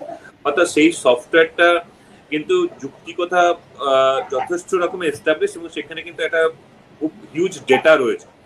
এবার সেই ডেটাটার মধ্যে থেকে বাকি সব ডেটাগুলো অ্যাকুমুলেট করা, ঠিক আছে, সেই অ্যাকুমুলেট করাটা সম্ভব, এবং সেই তার মধ্যে তার ইউনিক মানে একটা ইউনিক ডেটা, সেই ডেটাটা কিন্তু সবার কাছেই অ্যাক্সেসেবল হতে পারে। এবং আমি বলছি যে প্রান্তিক জায়গায় যিনি আছেন তিনিও কিন্তু সেই রেজিস্ট্রেশনের মধ্যে দিয়ে সে কি রকম ট্রিটমেন্ট পাচ্ছে, সেই ট্রিটমেন্টের প্রোটোকল থেকে শুরু করে তার কোন জায়গাটা লিগ্যাসি রয়েছে, কোন জায়গাটা থেকে আরো বেটার ট্রিটমেন্ট পেতো, সেটা কিন্তু সম্ভব। যেমন আপনাকে বলি, ডিউরিং দ্য কোভিড টাইম অনেক প্রাইভেট পেশেন্ট যারা কিন্তু আগে যারা প্রাইভেট জায়গা থেকে রক্ত নিত, সেখানে কিন্তু আমাদের সরকারি আমাদের তখন মাননীয় যে স্বাস্থ্যমন্ত্রী তার সহায়তায় কিন্তু সেই রিমোট এরিয়া থেকে কিন্তু তারা তাদের নিয়ে আসা হয়েছে এবং ট্রান্সফিউশন দিয়ে এবার তাদের বাড়িতেও ফেরত দেওয়া হয়েছে।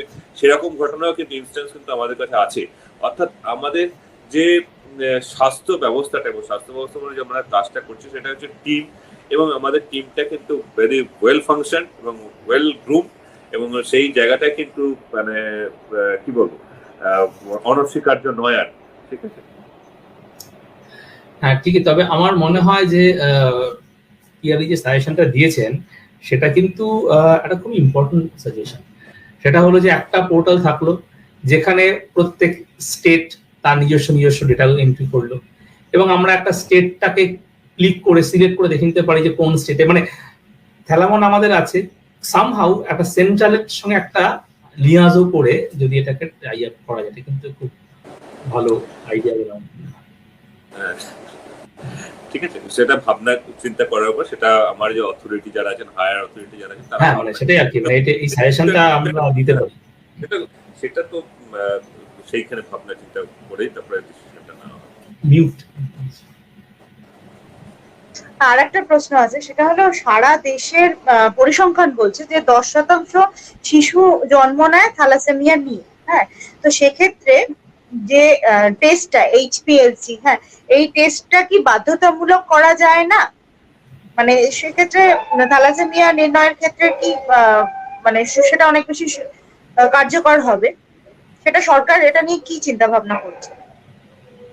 দেখুন, সবার আগে বলতে গেলে যে এটা টেস্টটাকে ম্যান্ডেটরি, সেটা কিন্তু অনেক কতগুলো দিক আছে। ঠিক আছে, সেই দিকগুলোর মধ্যে থেকে যে এখনই আমাদের সবার আগে অ্যাওয়ারনেসটা যদি আমরা জেনারেট করতে পারি ঠিক মতো, সেইখান থেকেই কিন্তু আমরা একটা জায়গায় পৌঁছতে পারি যে তখন কিন্তু আর কোনো জিনিস ম্যান্ডেটরি বলা, আমরা আসলে কোনো জিনিসকে ম্যান্ডেটরি করলে সেই জিনিস আমরা অনেক সময় ভয় পাই যে ওরে বাবা এটাতে আবার কিছু হয়ে যাবে না তো। ঠিক আছে, সেই হিসেবে ভাবনা চিন্তা করা যেতেই পারে, কিন্তু তার আগে যেটা করতে হবে, ম্যান্ডেটরি করলেই যে সেটা 100% হবে সেটা কিন্তু সম্ভব নয়। তাহলে আমাকে কিন্তু যে আমাদের যে সিস্টেমটা আছে, আমাদের অ্যাওয়ারনেস, এই অ্যাওয়ারনেস জেনারেশনটা যদি আমরা ঠিকমতো করতে পারি, তাহলেই কিন্তু সেটা কিন্তু একটা ম্যান্ডেটের জায়গায় চলে যাবে। তার জন্য নতুন করে একটা আইন প্রণয়ন করতে হবে না যে এটা করতেই হবে।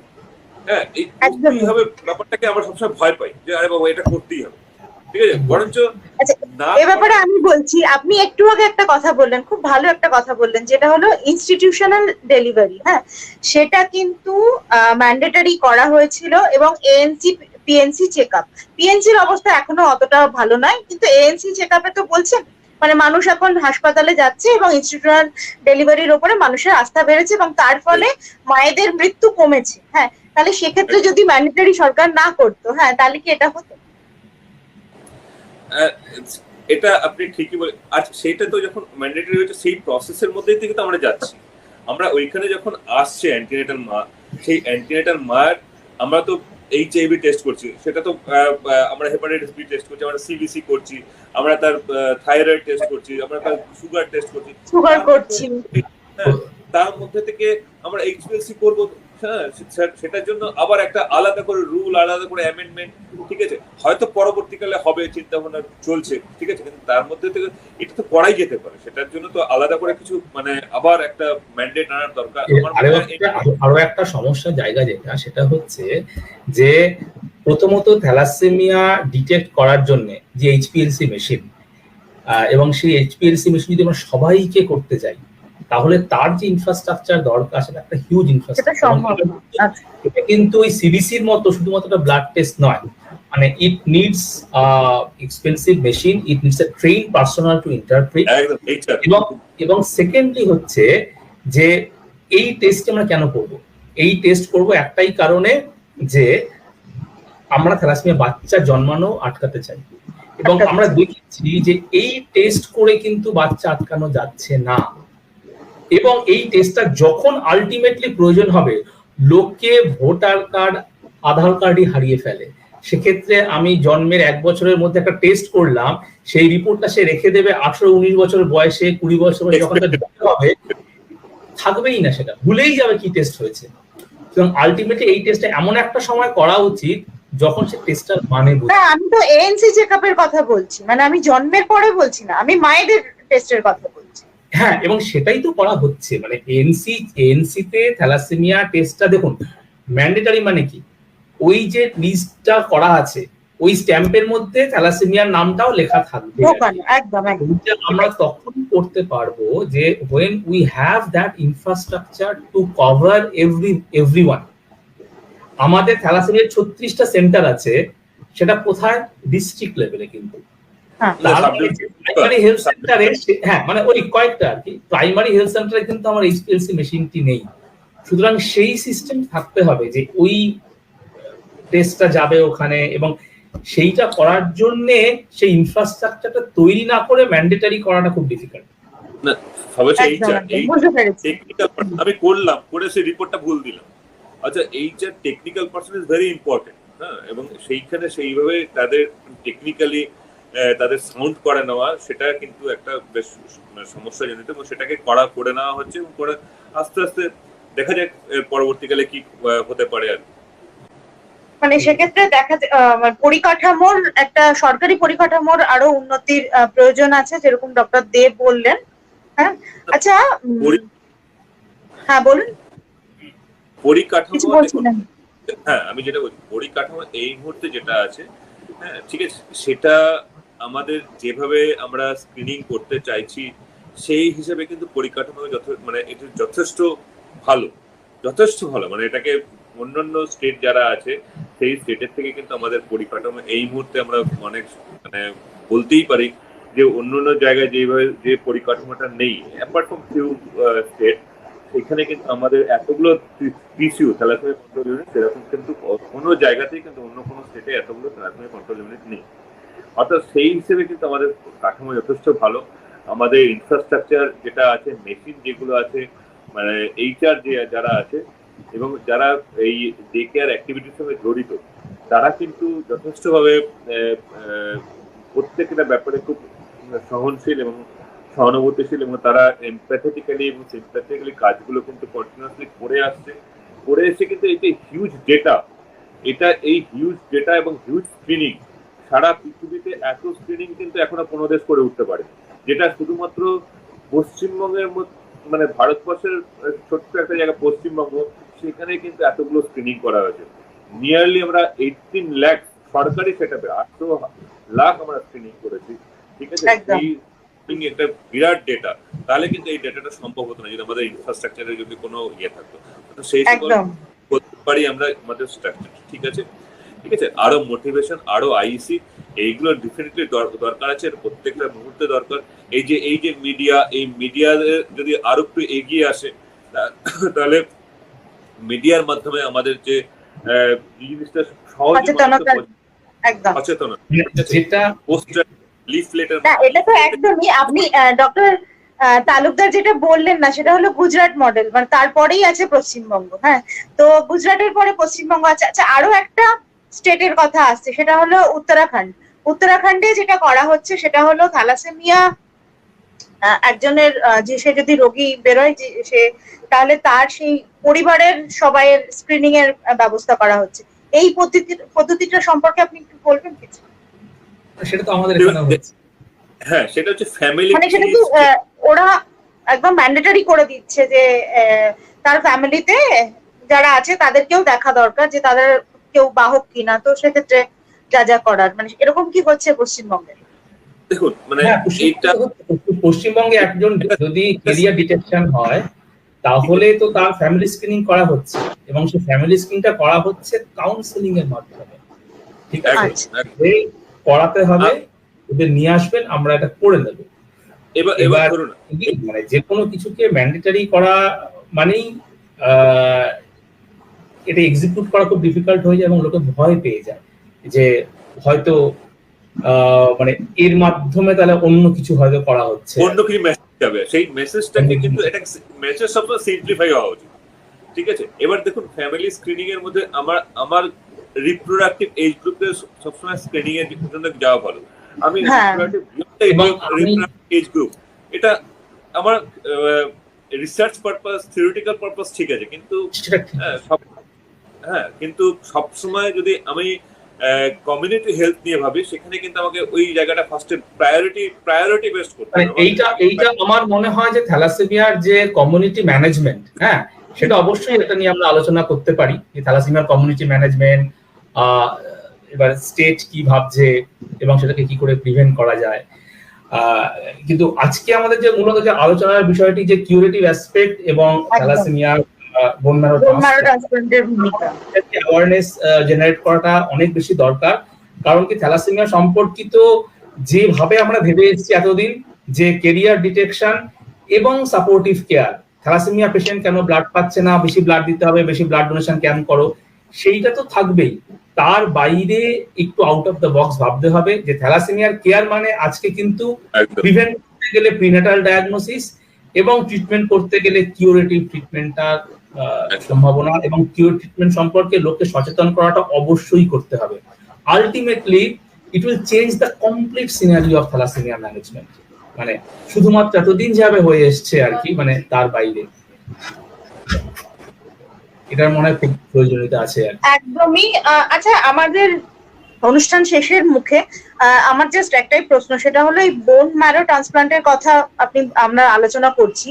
কিছুদিন আগেই একটা আলোচনা মানে আমাদের সবাই শুনেছি, সেটা হলো এনআরএস হাসপাতালে সরকারি পরিকাঠামোতে বোন ম্যারো ট্রান্সপ্লান্টের একটা মানে ব্যবস্থা তৈরি হচ্ছে, সেইটার কি অবস্থা একটু জানতে চাইবো ডক্টর দেব কাছে। এনআরএস মেডিকেল কলেজ না, ডক্টর তালুকদার থেকে আমি বেটার বলতে পারবো, কারণ আমি এনআরএস মেডিকেল কলেজে আছি। তো এনআরএস মেডিকেল কলেজে বোন ম্যারো ট্রান্সপ্লান্ট হচ্ছে 2008 সাল থেকে, ঠিক আছে, এবং সেখানে আমরা অটোলোগাস এবং কিছু কিছু অ্যালোজেনিক ট্রান্সপ্লান্ট করেছি। অটোলোগাস ট্রান্সপ্লান্ট মানে হচ্ছে নিজের বোন ম্যারোকে নিজেকে দেওয়া, এবং অ্যালোজেনিক মানে হচ্ছে অন্য সুস্থ স্টেম সেল নিজেকে দেওয়া। বিভিন্ন রোগের ক্ষেত্রে অটোলোগাস ট্রান্সপ্লান্টটা খুব এফেক্টিভ, হ্যাঁ, কিছু কিছু ব্লাড ক্যান্সার আছে যেখানে আমরা অটোলোগাস ট্রান্সপ্লান্ট করি, কিন্তু থ্যালাসেমিয়ার ক্ষেত্রে আমাদের অ্যালোজেনিক ট্রান্সপ্লান্ট করা প্রয়োজন, হ্যাঁ। এবং সেই ক্ষেত্রে আমাদের রিসেন্টলি সেটা আপগ্রেডেশন হয়েছে এবং মাঝখানে বেশ কিছুদিন আমরা অ্যালোজেনিক ট্রান্সপ্লান্ট করিনি, এবং আপগ্রেডেশনের পরে এখন আমাদের almost state of the art একটা বিএমটি ইউনিট রয়েছে এবং সেখানে আমরা অ্যালোজেনিক ট্রান্সপ্লান্ট করা শুরু করেছি। আমরা প্রত্যেকের একটি পেশেন্ট নিয়েছি এবং এর মধ্যেই করব। তো যেটা বলার, শুধুমাত্র সরকারি দিকে থ্যালাসেমিয়া এমন একটা সমস্যা, এটা শুধুমাত্র সরকারের পক্ষে সমাধান করা সম্ভব নয়। শুধুমাত্র সরকারি হাসপাতালেই সমস্ত পেশেন্ট ট্রিটমেন্ট পেয়ে যাবেন, সমস্ত রকমের ট্রিটমেন্ট এখানে অ্যাভেলেবেল হবে, এটা কিন্তু সম্ভব না। আমাদের জানতে হবে যে এর ট্রিটমেন্ট গুলো অ্যাভেলেবেল আছে কিনা। যে আগে আমরা বোন ম্যারো ট্রান্সপ্লান্টের কথা ভাবলেই ভাবতাম যে এটা তো কলকাতায় করা যায় না, এর জন্য আমাকে বাইরে যেতে হবে, চেন্নাই যেতে হবে, ভেলোর যেতে হবে, হ্যাঁ, দিল্লি যেতে হবে। কিন্তু এই মেসেজটাই দেওয়ার, আজকে কিন্তু বোন ম্যারো ট্রান্সপ্লান্ট এই শহরেই হচ্ছে, সরকারি পরিকাঠামোর মধ্যে এবং সরকারের বাইরে যে বেসরকারি পরিকাঠামোতে হচ্ছে কিন্তু, এবং সেখানে অনেক কম পয়সাতেও থ্যালাসেমিয়া ট্রান্সপ্লান্ট করা যাচ্ছে। তার কারণ কি, বিভিন্ন লোক এগিয়ে আসছে, বিভিন্ন ভাবে বিভিন্ন হাসপাতালগুলো চেষ্টা করছে যে এই থ্যালাসেমিয়া ট্রান্সপ্লান্ট কি করে সাপোর্ট করা যায় সেই সাপোর্টটা অ্যারেঞ্জ করতে। বিভিন্ন এনজিও এগিয়ে আসছেন, বিভিন্ন ব্যক্তি মানুষ এগিয়ে আসছেন, তারা নিজেরা চেষ্টা করছেন। সুতরাং এই একটি চিকিৎসা পদ্ধতি যেটা আগে আমরা ভাবতাম যে কলকাতাতে মনে হয় না, আজকে সময় এসছে সেই ইনফরমেশনটি জানার, যেটি কলকাতাতেও হচ্ছে, কলকাতাতে সরকারি পরিকাঠামোতে এবং বেসরকারি পরিকাঠামোতেও হচ্ছে, এবং সেটি একটি গুরুত্বপূর্ণ চিকিৎসা পদ্ধতি, এবং সেইটি সম্পর্কে যদি লোকজন অ্যাওয়ার হন এবং সেইটি করতে এগিয়ে আসেন, তাহলে হাত বাড়ানোর জন্য অনেক হাতই আছে আর কি। সেগুলো ধরলে কিন্তু থ্যালাসেমিয়ার ট্রিটমেন্টে, থ্যালাসেমিয়া ম্যানেজমেন্টে যে চিত্রটা, সেটা আমূল পরিবর্তন হয়ে যাবে। সুতরাং বোন ম্যারো ট্রান্সপ্লান্টকে আজকে খুব বড় করে থ্যালাসেমিয়ার চিকিৎসার অন্যতম চিকিৎসা পদ্ধতি হিসেবে জনমানসে জানানোর প্রয়োজনীয়তা আছে। Thalassemia permanent. আপনি সরকারি পরিষেবার কথা আমরা আলোচনা করছিলাম। কটকের সরকারি একটা হাসপাতালে সেখানে বোন ম্যারো ট্রান্সপ্লান্ট হয় এবং খুব সফলতার সঙ্গেই হয় আর কি। এটা রামকৃষ্ণ বা হাসপাতালে বোন ম্যারো ট্রান্সপ্লান্ট হয়, তার নাম হচ্ছে এসসিবি মেডিকেল কলেজ, হ্যাঁ, এবং সেখানে হচ্ছে অটোলোগাস ট্রান্সপ্লান্ট হয়, সেখানে আজ পর্যন্ত কোনো অ্যালোজেনিক ট্রান্সপ্লান্ট হয়নি এখনো পর্যন্ত। তো সুতরাং সরকারি সেটা তো অনেক অ্যালোজেনিক আমাদের করতে হবে হচ্ছে থ্যালাসেমিয়া। মানে থ্যালাসেমিয়ার ক্ষেত্রে তো অবশ্যই অ্যালোজেনিক ট্রান্সপ্লান্টই লাগবে। একদম একদম। আমাদের আলোচনা অনেক, মানে আমার মনে হয় যে যারা শুনছেন অবশ্যই তারা অনেক রকমের তথ্য এই আলোচনা থেকে পেয়েছেন। ডক্টর দে এবং ডক্টর তালুকদার দুজনেই যে আলোচনা করেছেন তাতে এটা তো অবশ্যই মানে উঠে এসছে, সেটা হলো থ্যালাসেমিয়ার ক্ষেত্রে সরকারি চিকিৎসা বা বেসরকারি চিকিৎসার থেকেও সবচেয়ে বেশি প্রয়োজন হলো মানুষের মধ্যে সচেতনতা। অ্যাওয়ারনেস তৈরি না করা গেলে এই রোগকে কোনো রকম ভাবেই আটকানো যাবে না।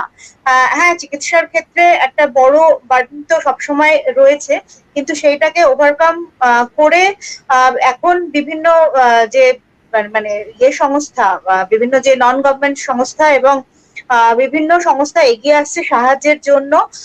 সেটা একটা অবশ্যই চিকিৎসার মানে ভালো দিকের কথা, কিন্তু তবুও আমরা শেষ পর্যন্ত বলবো যে সরকারি স্বাস্থ্য ব্যবস্থাতেই যেহেতু সমস্ত মানে সরকারের দায়িত্ব মানুষের স্বাস্থ্য ব্যবস্থার নেওয়া, মানে দায়িত্ব নেওয়াটা সরকারের ভূমিকা, সেটাই আর কি। তো সেক্ষেত্রে আমি বলবো যে আরো আগামী দিনে সরকারি ব্যবস্থাতে বোন ম্যারো ট্রান্সপ্লান্টের মতন থ্যালাসেমিয়ার যে চিকিৎসাগুলো যেগুলো কঠিন এবং জটিল হিসেবে মানা হয় এবং যেগুলো এক্সপেন্সিভ এই কারণে মানুষের কাছে পৌঁছাচ্ছে না, তো সেগুলো যেন আগামী দিনে আমরা আশা করব যে সরকারি ব্যবস্থায় যেন এই ধরনের চিকিৎসা আরো হয়। এবং অবশ্যই তার পাশাপাশি সরকারি এবং বেসরকারি সব জায়গাতেই যেটা প্রয়োজন যে মানুষের ভীষণ রকমের সচেতনতা তৈরি করা, যাতে তারা নিজেদের শুধু নয় তাদের আশেপাশে এবং সামাজিক ভাবে অন্যকেও এই থ্যালাসেমিয়া সম্পর্কে অ্যাওয়ার করতে পারে, থ্যালাসেমিয়া প্রিভেনশনের যে জায়গাগুলো আছে সেইগুলো সম্পর্কে জানতে পারে। হ্যাঁ, তো আজকে আমাদের অনুষ্ঠান এখানে আমরা শেষ করছি। আবার আগামী শুক্রবার উপস্থিত থাকবো স্বাস্থ্য ক্ষেত্রে কোনো জ্বলন্ত ইস্যু নিয়ে। নমস্কার।